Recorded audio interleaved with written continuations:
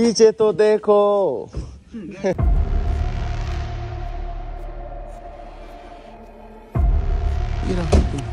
Bad experience হলো, এই বিষয়ে বিস্তারিত পরে।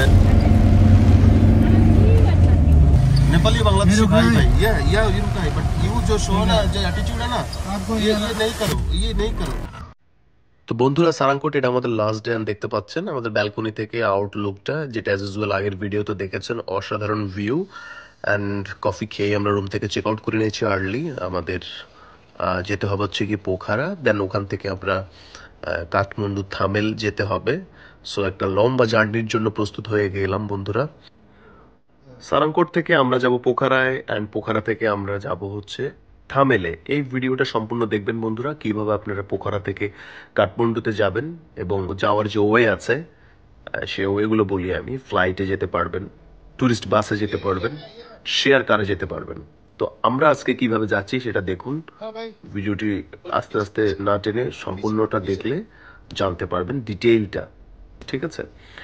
আর আসার সময় তো বাসে এসেছি, যেটা দেখেছেন, না দেখলে আগের পর্বে দেখে নিতে পারেন।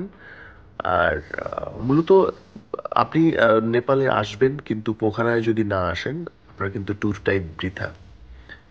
আসল সৌন্দর্য নেপালের পোখারাতে। ট্রাই করবেন সারাংকোটে অ্যাটলিস্ট মিনিমাম একটা রাত থাকার জন্য। মাউন্টেনের খুব ক্লোজ যদি না থাকতে পারেন নেপালে এসে, রিয়েল ভিউটা মানে সকালের যে ভিউ, একদম ন্যাচারাল যে ভিউটা, সেটা আপনাকে দেখতে হলে কিন্তু আপনি সারাংকোটে থাকতে হবে। সো বন্ধুরা, আমরা এবারের মতো সারাংকোটকে বিদায় জানিয়ে চলে যাচ্ছি পোখারার উদ্দেশ্যে। অ্যান্ড পোখারা থেকে আমরা যাব কাঠমান্ডুতে। তো একটা লম্বা জার্নির জন্য বন্ধুরা আসলে রেডি হয়ে যেতে হয়েছে। আপনারা যারা আগে ভাগে সকাল সকাল আর্লি উঠে যেতে চাচ্ছেন, আমি বলবো আপনারা লোকাল কোনো একটা ট্যাক্সি আপনারা কন্ট্রাক্ট করে রাখবেন, যারা সকালে এসে আপনাকে রিসিভ করবে। তা না হলে কিন্তু এখান থেকে আপনি কিন্তু রেগুলার যে আপনি র্যান্ডম কার সেটা পাবেন না। হ্যাঁ, এটা মূলত পোখারাতে আছে। সো আপনাকে আগে থেকে কন্ট্রাক্ট করতে হবে। আপনি যদি সারাংকোটে থাকেন, আপনি পোখারায় নামলে কোনো একটা ট্যাক্সি ড্রাইভারের সাথে কন্ট্রাক্ট করে রাখতে হবে যে আমরা অমুক দিন সকালবেলা আমরা থামেল যাব, কাঠমান্ডু যাব, আমাদেরকে নিয়ে যেতে হবে, এইভাবে আর কি।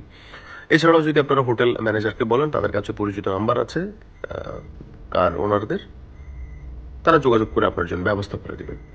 সো আমরা এখন 1000 রুপি দিয়ে যাচ্ছি, নেপালি 1000 রুপি দিয়ে আমরা সারাংকোট থেকে পোখারায় যাচ্ছি। অ্যান্ড পোখারা থেকে আমাদের জনপ্রতি কত করে আসলো আমি বলছি। তার আগে বন্ধুরা ভিউ দেখতে থাকুন।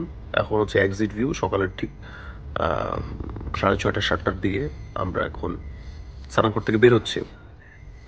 অ্যান্ড গত পর্বে আপনারা দেখেছিলেন পোখারার সারাংকোট সহ পোখারার লেক সাইডে আমরা কিভাবে রাইড করেছি। যারা দেখেননি দেখে নিতে পারেন। বাইক ভাড়া নিয়ে আমরা কিভাবে টোটাল পোখারাটা ঘুরে দেখেছিলাম, সম্পূর্ণ গাইডলাইন পেয়ে যাবেন। আর ইতিমধ্যে যারা এখনো আমার চ্যানেলটি সাবস্ক্রাইব করেননি অথবা পেজে লাইক করেননি, রিকোয়েস্ট করবো কাইন্ডলি একটু সাপোর্ট করার জন্য। কারণ আমার পেজে আমি দেশ বিদেশের বিভিন্ন informative travel related video, documentary content share করি, যেটা আপনাদের ভ্রমণকে এবং আপনাদের সামনের দিকে কোনো দেশ আপনারা যেতে চাইলে এই ভিডিওগুলো আপনাদের ইনফরমেশন দিয়ে সাপোর্ট করবে। আই থিঙ্ক লস নেই আর কি। কানেক্ট থাকলে আপনারা ট্রাভেল রিলেটেড বিভিন্ন ভিডিও পেয়ে যাবেন। বরাবরের মতোই আমি নূর আলম নিপু আপনাদের সাথে আছি। সো আজকের পর্বটি একটু লম্বা হবে। আপনাদেরকে আমি দেখাবো কিভাবে আপনারা ইজি ওয়েতে খুবই কম খরচে পোখারা থেকে থামেল যাবেন। এই তো যেটা হচ্ছে কথা, আপনারা সকাল সকাল উঠতে হবে, কিন্তু আপনারা পোখারা থাকলেও সকালে সকালে বের হয়ে যেতে হবে। আর সারাংকোট আসলে তো কোনো কথাই নেই, আপনাদেরকে আর্লি বের হয়ে যেতে হবে। তো যেটা বিষয়, আপনারা পোখারা থেকে যেতে চাইলে তো আগে থেকেই আপনারা কোনো একটা এজেন্সি থ্রুতে, যেহেতু আপনারা কাঠমান্ডু থেকে এসেছেন, এটা রিটার্ন করে আসবেন, তারা ওই টাইমে আপনাকে পিক আপ করে নিয়ে নেবে। কিন্তু সারাংকোটে আসলে একটু কাস্টমাইজ করে জিনিসটা আপনাকে হ্যান্ডেল করতে হবে, এই আর কি। এত কঠিন কিছু না, এটা খুবই সহজ বিষয়। আপনারা আসলে হোটেলের ম্যানেজারকে বললে সারাংকোটে ওরা আপনাকে অ্যারেঞ্জ করে দেবে। তো যাওয়ার যে প্রসেস, এটা আসলে ডিপেন্ড করছে আপনার বাজেটের উপরে। যদি আপনার বাজেট থাকে তাহলে আপনি ফ্লাইট ধরে যেতে পারেন। সারাংকোটে পোখারা ইন্টারন্যাশনাল এয়ারপোর্ট আছে, আপনি সেখান থেকে ফ্লাইটে করে চলে যেতে পারবেন। ফ্লাইট সিজন ভেদে বিভিন্ন রকমে আপ ডাউন করে, মিনিমাম 10 থেকে 15,000 টাকা আপনার ওয়ান ওয়ে, ঠিক আছে, বাংলা টাকা। বাট নেপালি রুপি অলমোস্ট কত, এই তো 10,000 উপরে আর কি, এরকম। আর যদি বাসে যান সেক্ষেত্রে বাসের ভাড়া এরকম ওয়ান ওয়ে 1300 রুপি। আর যদি ট্যাক্সি শেয়ার ট্যাক্সিতে যান, শেয়ার ট্যাক্সি বলতে ওই যে বড় হাইসগুলো আর কি, ফ্যামিলি হাইস যেগুলো, ওগুলোতে 14 জনের মতো ক্যাপাসিটি, লেগ স্পেস একেবারেই নাই, আপনারা একটু কষ্ট করে যেতে হবে যদি আপনারা হাইসে যান। সো আমি রিকমেন্ড করবো আপনার বাসে যাওয়ার জন্য। হ্যাঁ, তো পাহাড়ের আঁকা বাঁকা রাস্তা ধরে আমরা নিচে নামছি। মোটামুটি এটা প্রায় 1200-1500 ফিট উপরে পোখারা থেকে সারাংকোটটা।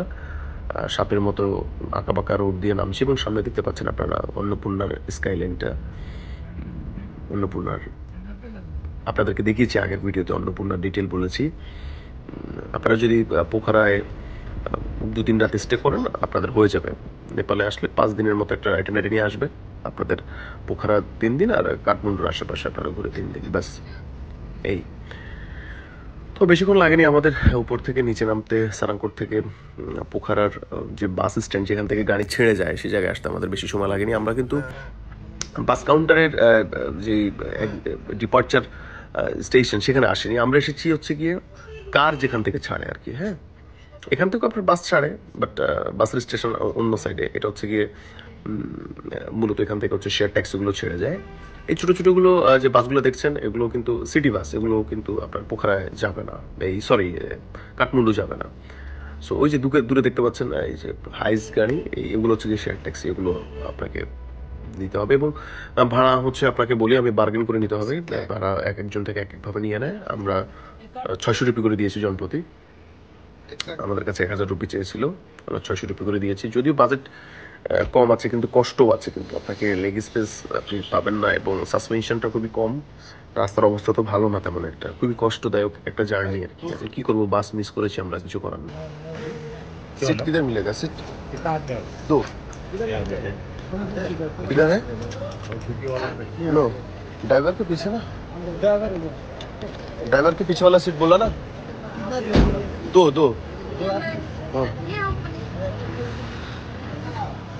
ए भाई, ड्राइवर के पीछे वाला सीट किधर? ये सीट, ये डबल सीट है। ये सीट है, ये सीट है, महिला सीट है। ओके ये ओके डबल है।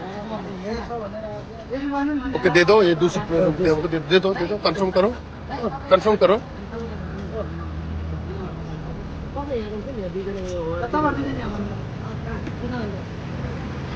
कंफर्म। उससे बात करो।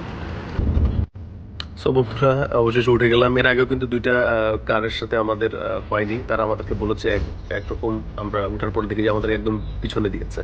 তো যাক, অবশেষে আমরা উঠে গেলাম। সামনের যে সিটটা সেটা কনসিডার করতে হয়েছে, কিছু করার নেই।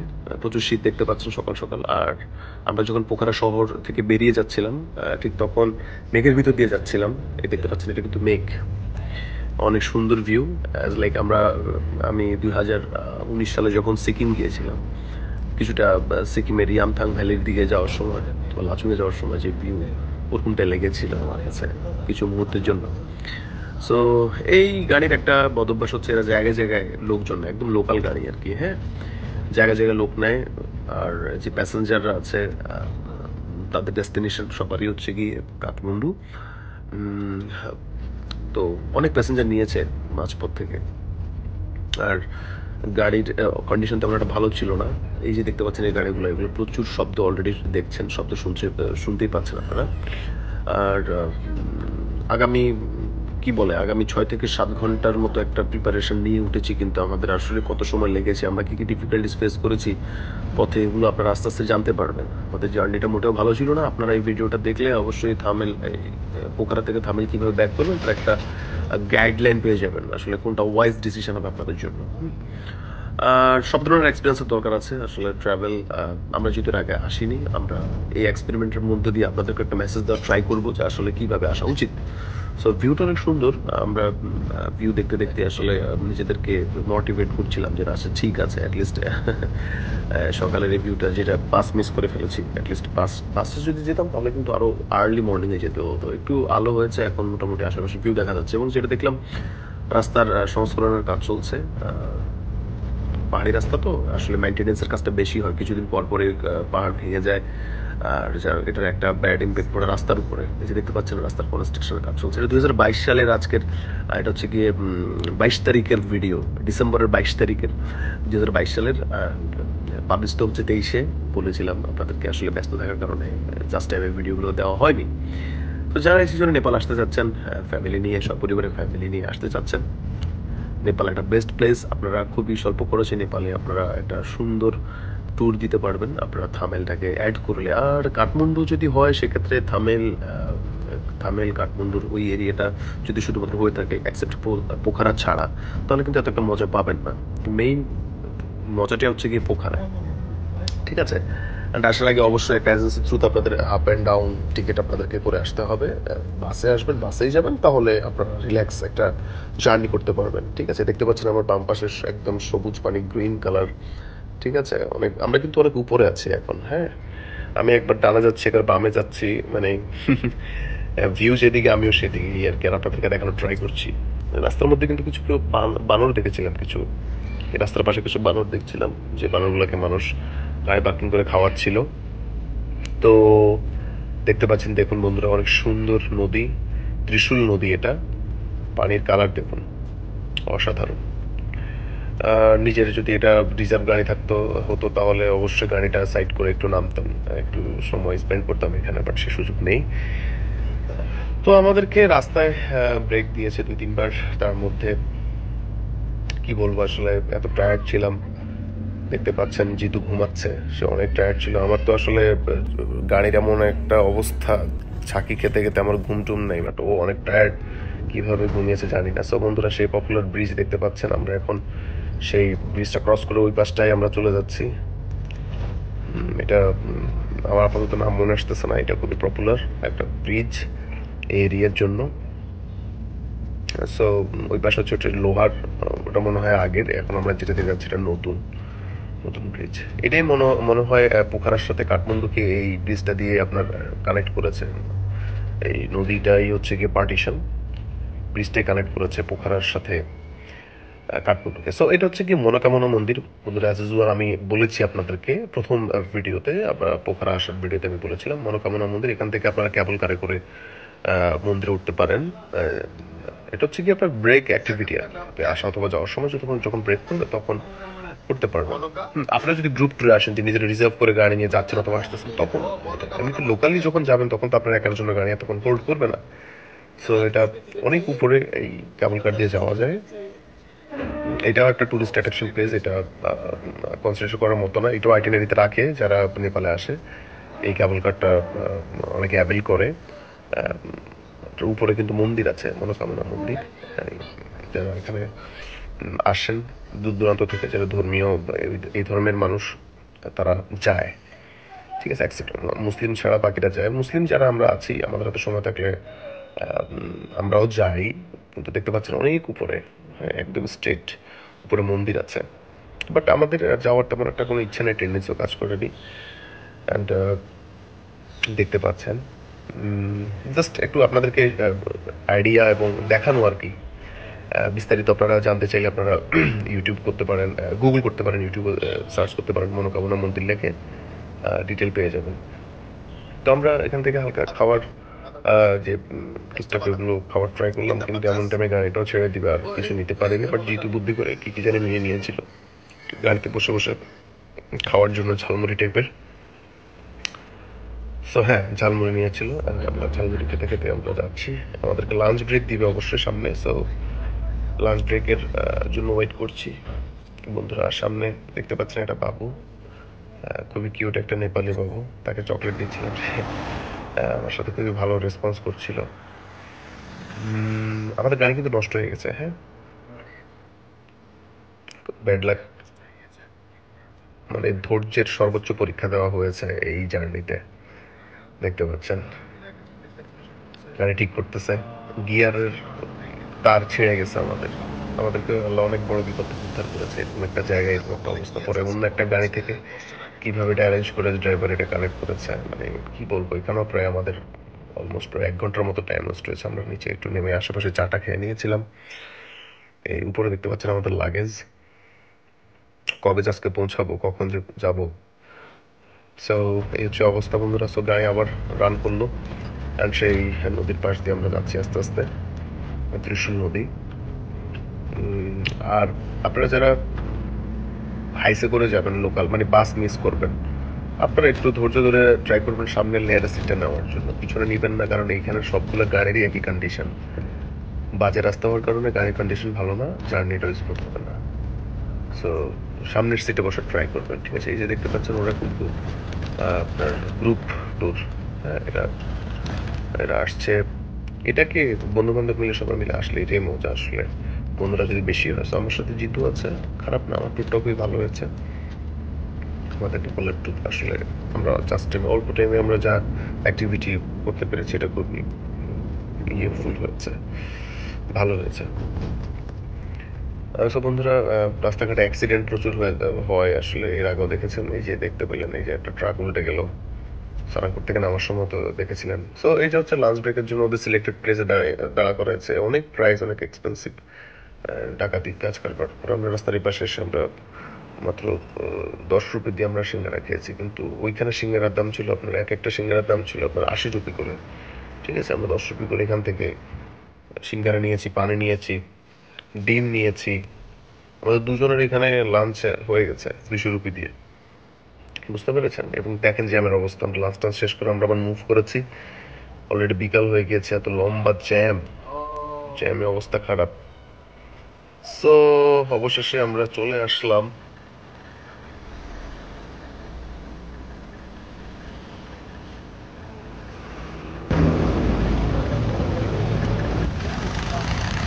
इस स्टेशन का नाम क्या है?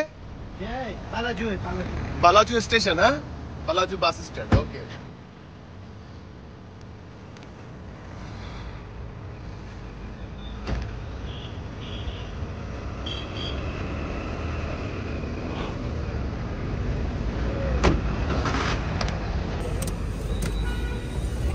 বালাজু স্টেশন থেকে 200 টাকা দিয়ে আমরা হোটেলে ফিরে যাচ্ছি, যে হোটেলে আমরা ফার্স্ট নাইট স্টে করেছিলাম। আর এখন ঘড়ি বাজছে 5টা 15 মিনিট। সেই সকাল 6টায় বেরিয়েছি আমরা। একটা ব্যাড এক্সপিরিয়েন্স হলো, এই বিষয়ে বিস্তারিত পরে আমরা আলোচনা করব। লোকাল যে মাইক্রোবাসে করে তারা থামেল থেকে কাঠমান্ডু সার্ভিস দিয়ে থাকে, আমি রিকমেন্ড করবো এই ট্রান্সপোর্টেশনটা ইউজ না করতে। একটু কষ্ট হলেও যাতে টুরিস্ট বাসটা আপনারা ধরতে পারেন, যেন আর্লি ঘুম থেকে উঠে স্ট্যান্ডে যেতে হবে, ওকে? আর তা না হলে প্রায় অলমোস্ট 10 ঘন্টার মতো একটা আপনাকে জার্নি করতেই হবে, যদি আপনি তাদের লোকাল এই টাইপের মাইক্রোগুলোতে করে আপনি থামেল থেকে কাঠমান্ডু আসতে চান। এই গাড়িগুলো, এই টাইপের গাড়িগুলো জার্নিটা আপনার ফ্লেক্সিবল হবে, বাট ভেরি কনজেস্টেড এদের এই গাড়িগুলো। এখানে জার্নি না করার জন্য বলবো। ঠিক আছে, বিস্তারিত পরের ব্লগে কথা হবে। আমরা এখন চলে যাচ্ছি আমাদের হোটেলে, যে হোটেলে আমরা ফার্স্ট নাইট স্টে করেছিলাম সেই হোটেলে।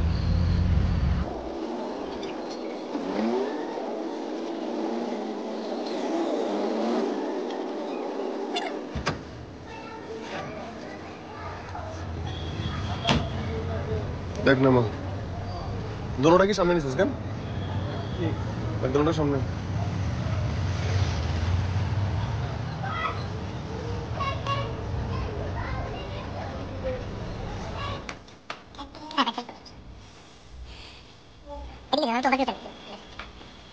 সো বন্ধুরা, হোটেল নেপালিয়াতে আমরা রুম পাইনি, যার কারণে আমরা বের হয়ে আসলাম। আর একটা হোটেল ইনস্ট্যান্ট আমরা booking.com থেকে দেখে আমরা চলে আসলাম, এবং এই হোটেলের রুম নিয়েছি মাত্র 1200 রুপি করে। আর এটা ঠিক পাশেই, এটা হচ্ছে কাঠমান্ডু নোম্যান্ড হোটেল।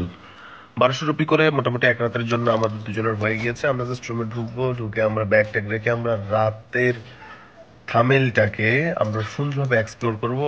এর আগে যেদিন ফার্স্ট নাইট ছিল সেদিন তেমন একটা আমরা পারিনি। আজকের এই রাতে আমরা ট্রাই করব। এখানে একটা রেস্টুরেন্ট আছে, খুবই পপুলার। আমরা সেই রেস্টুরেন্টে আমরা ডিনার করব। অ্যান্ড আপনাদেরকে কিছু সুপিরিয়র শপ যেখান থেকে আপনারা কেনাকাটা করতে পারেন, কী কী নিতে পারেন তেমন একটা আইডিয়া দিয়ে দেওয়ার ট্রাই করবো। সো অনেক টায়ার্ড, লং একটা জার্নি করে এসেছি, আমরা রুমে চেক ইন করব।